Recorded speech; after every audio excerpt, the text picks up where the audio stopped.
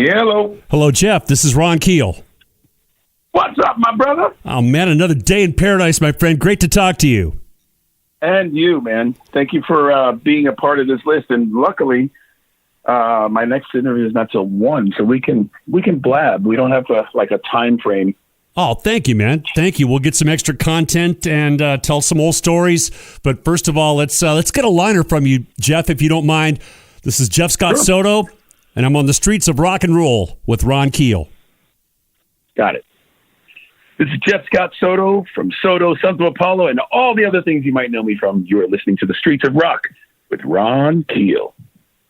Streets of rock and roll. Since we have some extra time, sorry. So that's okay, man. That was brilliant. That was brilliant. I could always dub in the robot voice, doing the computer. No.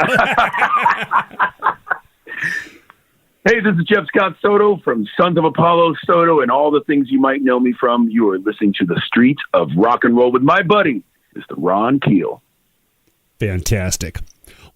Love's Blind, the lead single from vocalist Jeff Scott Soto's brand new solo album, Wide Awake in My Dreamland. He's also the frontman for Sons of Apollo, a long tenure with Trans-Siberian Orchestra, many other high-profile bands and projects. Jeff Scott Soto, man, welcome to the Streets of Rock and Roll. Ron friggin' Keel, how are you, brother? I'm My doing. God, how long have we known each other, man? Man, we're going up. Yeah, we're about to dive deep. It was 1984 when we met, and we'll get to that. But right now, it's welcome to the 21st century, dude. Thank you, my brother. Thank you. Absolutely. Yeah, it's been a long road. It's been a long time, and that we're doing this, and I'm just blessed that people still even care about me out there. Obviously, they do, and there's a lot of reasons for that we're going to dive into. Congratulations on solo album number 7, and for many artists in 2020, the recording studios become our sanctuary during this pandemic. Does that make this new album just a little more personal for you? Yes and no. I mean, we started recording it. I actually wrote all the lyrics, and I came up with the title before the pandemic hit, before we were all locked down.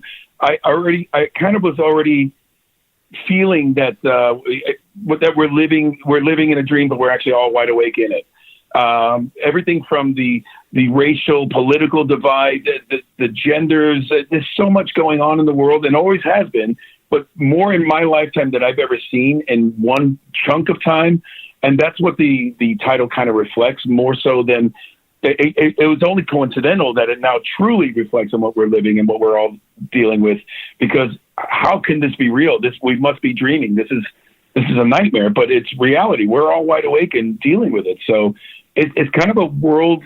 I wanted to give it.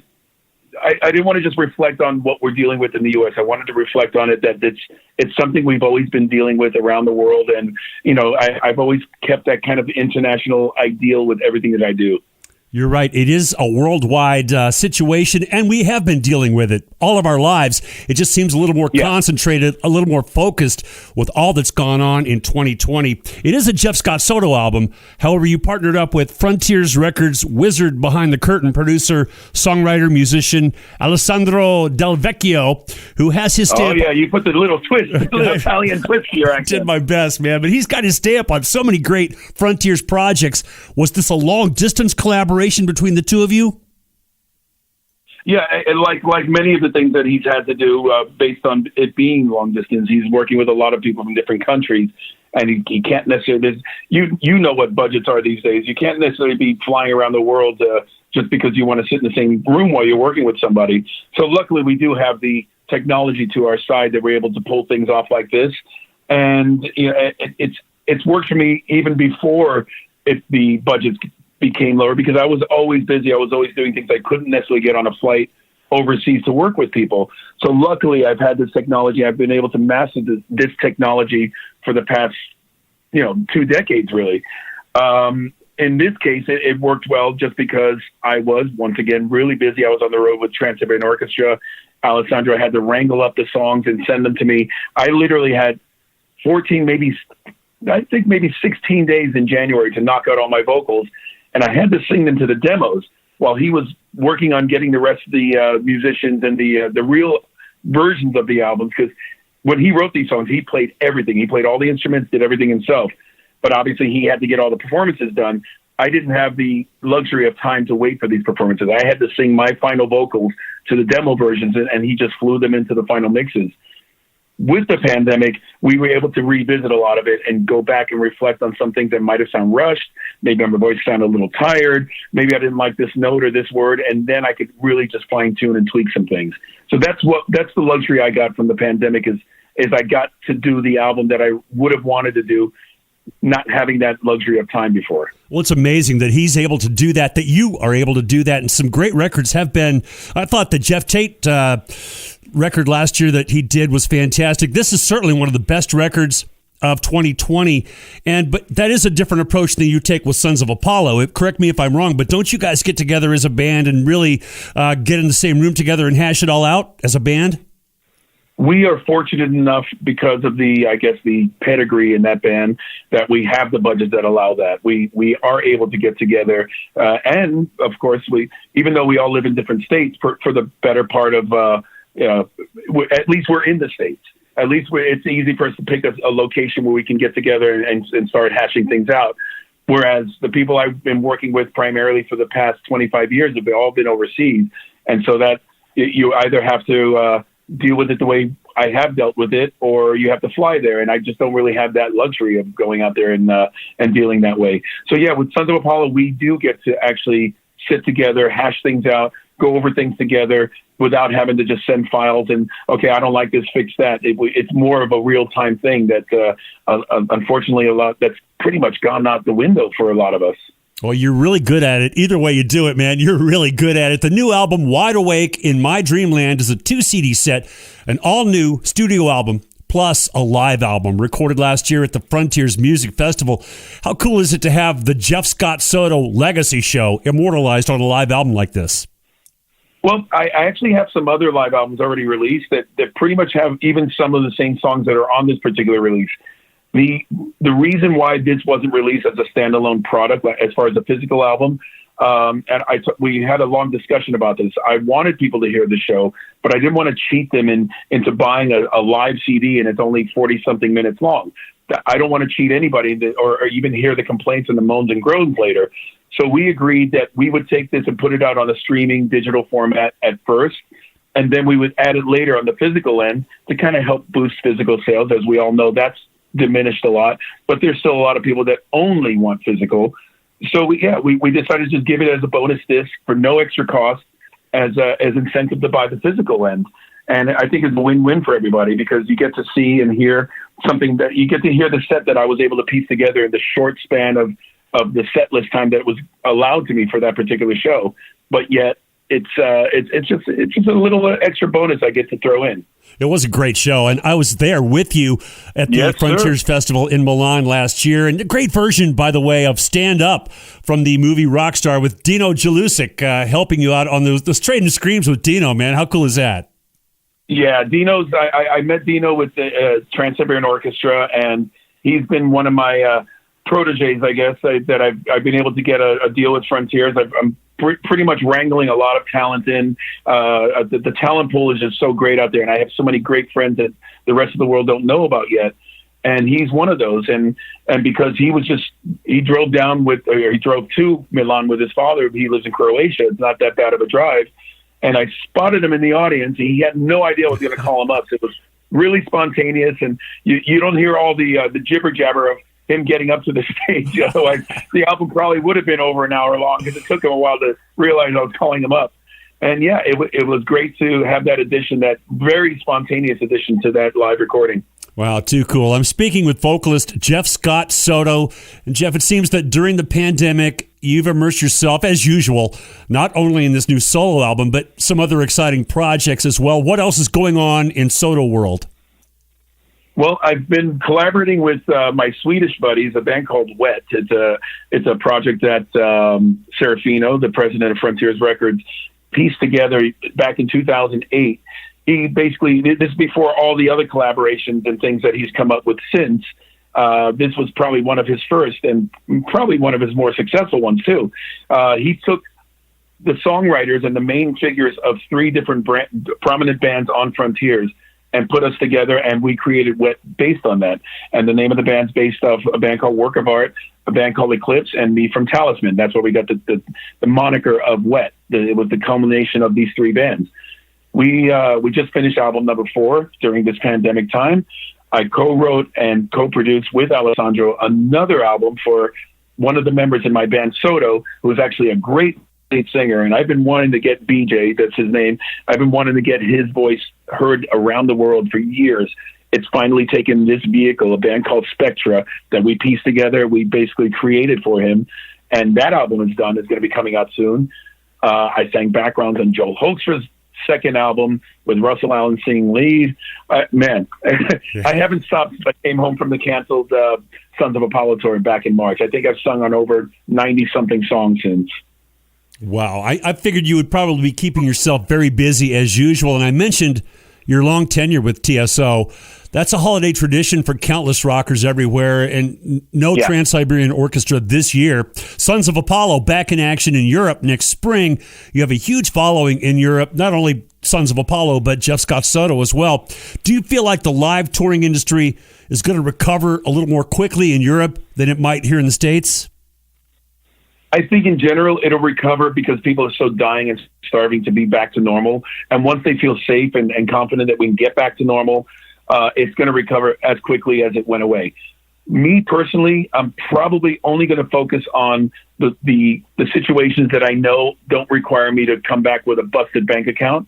As you know, taking anything on the road requires a lot of money, from flights to crew to all the expenses that come along with it. And I've been touring, brother. I've been touring for like 18 years with my solo things. And it's gotten to a point where I had to make a decision. Even before COVID, I made the decision that I'm probably going to be doing less touring on these fronts until I see or I can actually feel there's a demand in a bigger way, because I can't keep going out there and busting my ass and sleeping and living in kind of low life conditions just to get an album promoted. I got to do it if it makes sense. And I'm probably going to be pulling out a lot of my my normality as far as the touring side is concerned, except for TSO, except for Sons of Apollo. And I'll always do appearances like festivals and that type of thing. But I think the touring thing is going to be kind of numbered for me. And that was before COVID. With so much going on and so many projects, it's understandable. Your online presence is extensive. JeffScottSoto.com. SotoWorld.net, sonsofapollo.com, Facebook.com, Jeff Scott Soto, and on Instagram at Jeff Scott Soto Official. What did I miss, dude? The Facebook one is the same, just Jeff Scott Soto after the... you just Google me. You can find me just by Googling it. And people won't remember all these stupid URLs. Of course, you Google me, you'll find everything you need to know, and you know there's a lot to know. So I implore anybody that likes me in any fashion, you're going to be surprised that I have so much more to offer than whatever you're finding about me or listening to. I found that out myself. Even a guy that I've known for 35 years and been friends with. Of course, to prep for the interview, I had to do some research, and it is absolutely extensive. Your body of work is very impressive, and you and I met and became friends back in the early 80s. I have a really cool photo of us singing together on stage at the Roxy in Hollywood. I remember we did Ice Cream Man from Van Halen. That's right. How cool is that? And we haven't changed a bit, man. Really. I mean, no, man. Man, when I saw you in Italy, first of all, I didn't recognize you because I'm used to the round kid with the long black hair, and I hadn't seen you in so many years. But man, you age. You preserved yourself well, sir. Well, thank you. It's not for lack of trying. It must be in the genes. Plus, rock and roll, music, and love of life will keep us young. You and I are part of... I say the same thing every time. It sounds cliche, but I absolutely believe it. It's true, man. It's true. We still feel and think like we're 17, and that somehow keeps us young in spirit. And bro, I'm going to throw in a little nod to you because it's just my natural instinct to do so. When I saw your set, you haven't skipped a beat, man. You killed it. You crushed it. Your set was amazing. The band was amazing. You sang. You were killer. Everything about it's like. What year are we in? This guy's just crushing it. The same way he used to back in the 80s. Yeah, Blind Squirrel gets a nut every now and then. We did have a good gig that day. We did. And, we're on the bill with you and Doug Aldrich and his band. And after I came off stage, Burning Rain. Doug Aldrich looks at me. As soon as I walked off stage, he says, The old dog still knows a few tricks, apparently. So that felt good, man. You and I are part of this fraternity of sorts, guys that worked with Yngwie. And do you ever talk about? I was waiting for it. Man, I got to bring it up because we have that common ground. Do you ever talk about that with other singers like Graham Bonnet, Mike Becerra, Mark Bowles, Ron Keel, guys like us? I got to be honest. They don't like to talk about it. It's almost like, it's not that they want to forget about it, but it's almost, they really just don't want to reflect on that time for whatever reason. I mean, I can imagine what the reasons are, but everybody's experience is their experience with the guy. I know what mine were. There weren't some great ones, but for the most part, I've come to my own peace and my own terms of that. I won't speak badly about him anymore in press. I won't even speak badly about him in general, because life is too short, and the reason I'm here, the reason I'm so blessed to get to do what I do and still continue to do it, is because I got my start with Yngwie Malmsteen. So as far as I'm concerned, regardless of what happened between us or how it happened, I should be thanking him with every fiber of my being, because I wouldn't be here if it wasn't for that start. Absolutely. It puts you and your voice on the map, and you followed that with working with some of the greatest musicians in the business for several decades now.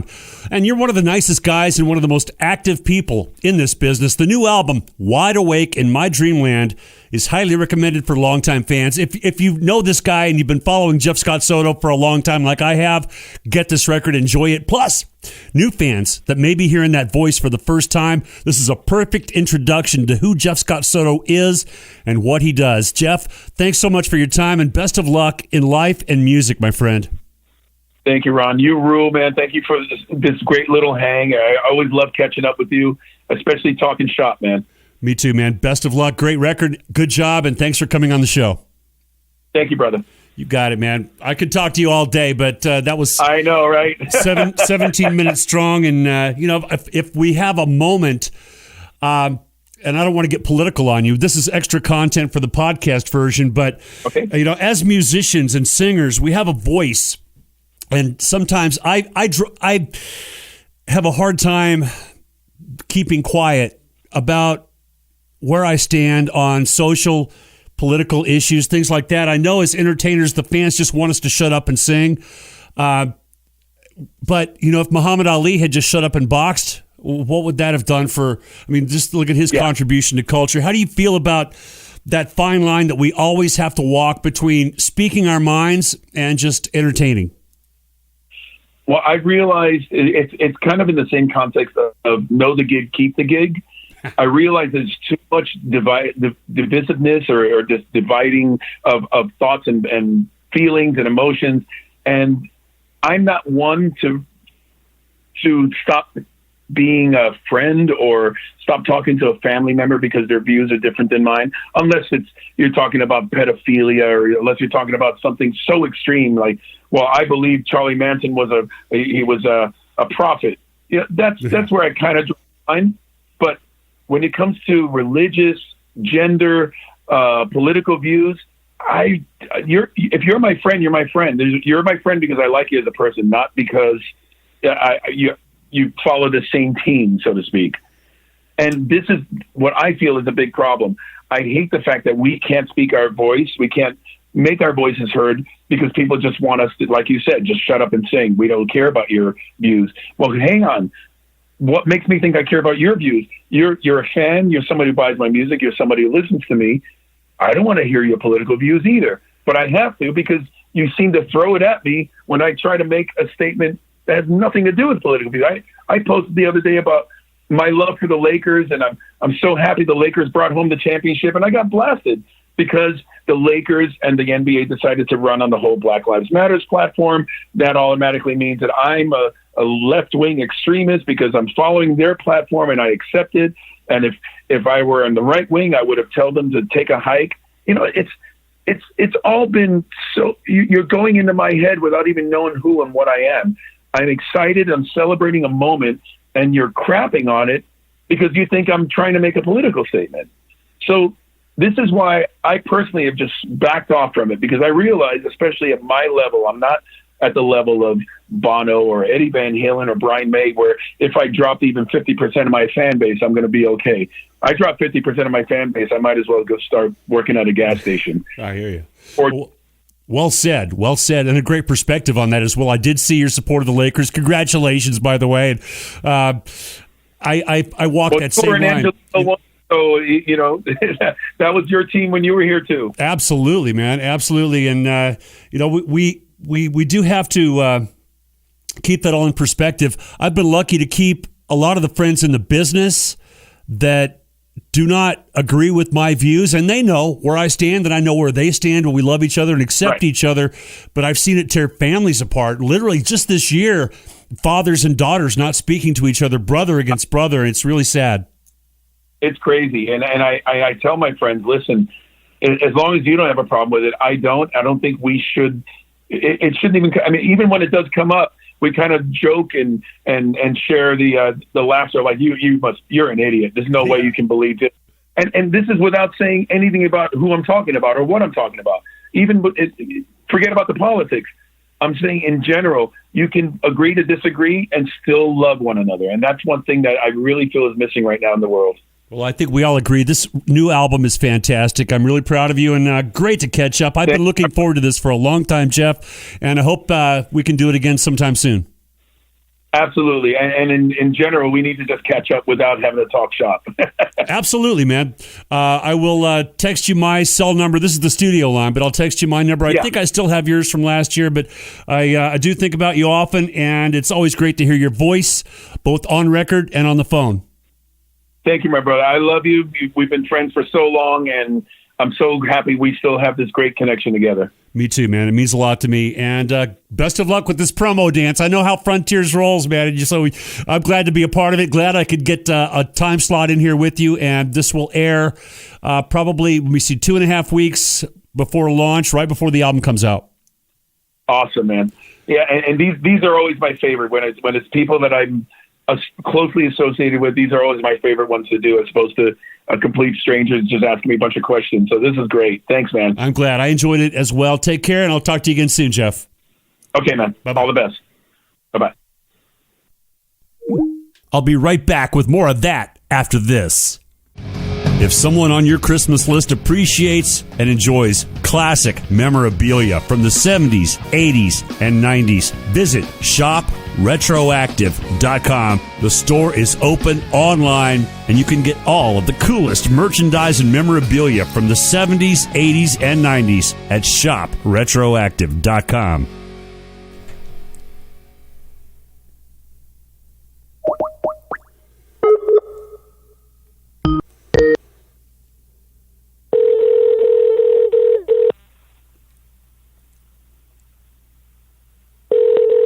Good morning. That sounds like the voice of rock and roll. Glenn, good morning. It's Ron Keel. Hi, Ron. It's been so long. How are you? I am doing great, man. I'm really excited to talk to you today. Thanks for your time. How are you doing? I'm okay. I can't complain. A little bit, busy. Can you believe it? So I'll take it. Good. Me too, man. Me too. And I'm excited to have you on the show this week. Let's go ahead and rip into it. But first, Glenn, if you would, could I get a liner? This is Glenn Hughes, the voice of rock and roll, and I'm on the streets of rock and roll with Ron Keel.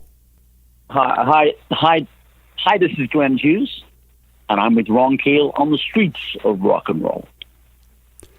Dead Daisies, fantastic stripped-down version of that humble pie classic, and a fitting song for these times from their new EP, The Lockdown Sessions. I'm excited to welcome the voice of rock and roll to the streets of rock and roll. Joining me now is vocalist Glenn Hughes. He's a Rock and Roll Hall of Famer, well known as a member of both Deep Purple and Black Sabbath, and of course a huge catalog of albums, songs, projects, and bands like the Dead Daisies, Black Country Communion, Hughes Thrall, California Breed, Kings of Chaos. This guy's got a very extensive resume. And dude, I think you have it there. Man, I'm really excited to have you on the show, Glenn. How are you? I'm good, Ron. It's been so long since we spoke and seen, so I'm glad you're doing well, my friend. I'm glad you are as well. We've been in the hole now, Glenn, for a little longer than 30 days. Tell me about the decision to record and release that as the theme song for 2020. You know, we we had the full electric version on as a bonus track on the album that's waiting to be released. And Doug came over and we started messing around with the song acoustically. And I knew before I finished the first verse in this setting it would be different. Because let's be clear, that version with Steve was so amazing. And, I wanted to do something different, and honor Steve in a different way and just bring it down to more of a bluesy, thing like that. And I think it worked pretty well. It does indeed. A lot of passion, a lot of energy, but still a little laid back and more bluesy, as you say. I'm guessing, Glenn, that you probably knew and hung out with the legendary Steve Marriott back in the day. Yes, I did. I knew Steve way back, and and towards the end of his life as well. So, but let's be clear: Steve was one of the greatest blues rock singers, not just from England on this planet. He was really, really an icon, and he is an icon, by the way.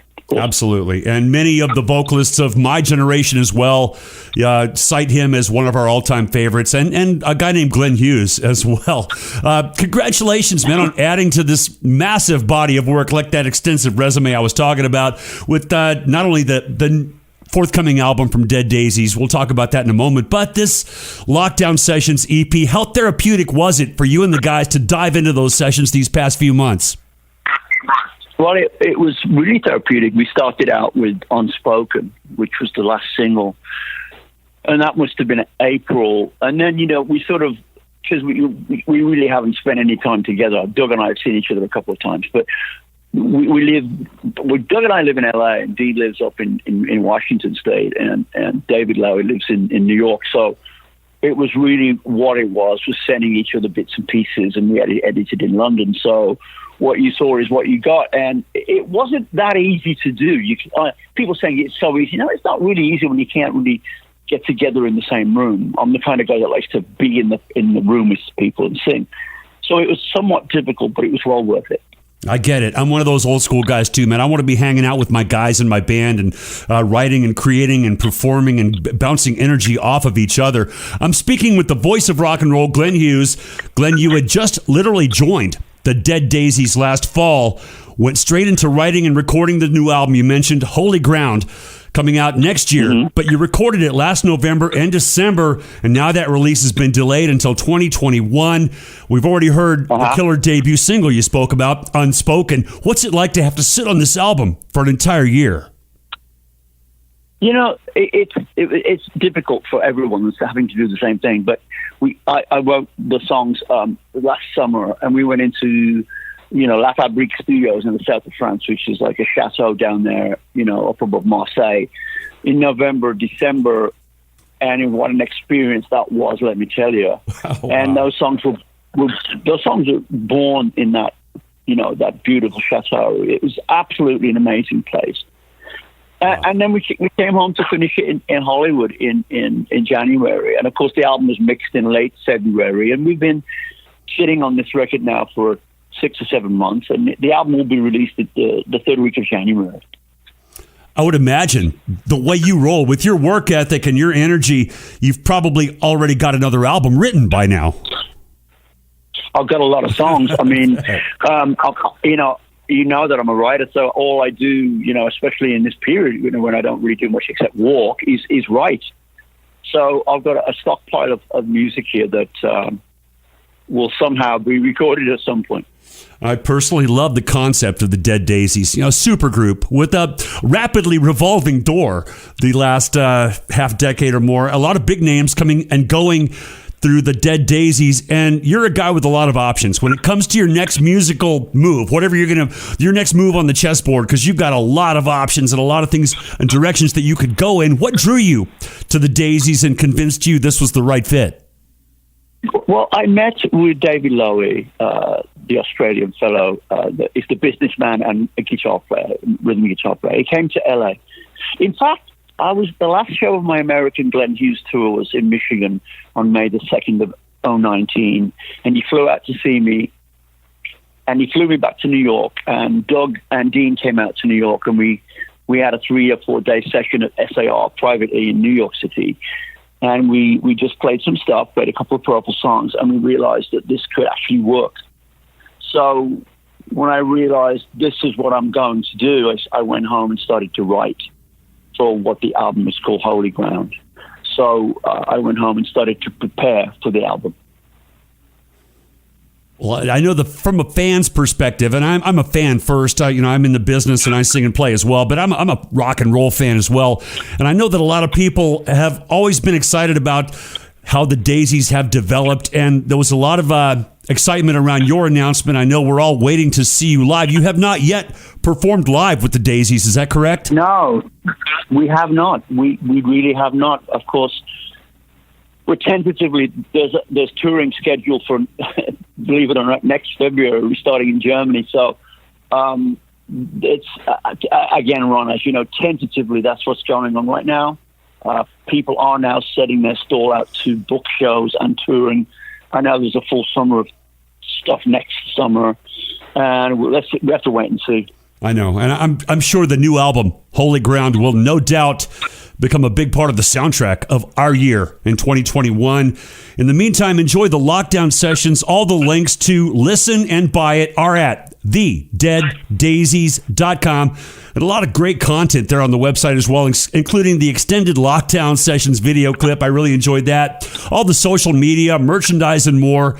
thedeaddaisies.com. And join me in following this guy on Twitter at Glenn_Hughes. That's Glenn with 2 N's. Of course, we should all know how to spell that by now. Glenn_Hughes on Twitter.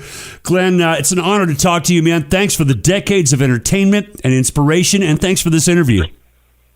Ron, you're welcome. It's been too long, and I hope to see you soon somewhere. I hope so too, my friend. Best of luck in the future, and thanks again. I hope to see you and hear your voice last time I saw you, I was in the front row at a show in Vegas, and you were just belting it out. I can't wait to see and hear that again. Oh, my God. Yeah. You bet, Ron. Next time you come and say hello, for God's sake. Come and say hi. Absolutely, my friend. There you have it. The voice of rock and roll himself, Glenn Hughes, back after this. Thank you, Ron. Peace and love, everybody. Have a great day, everyone. Thank you, Glenn. You too.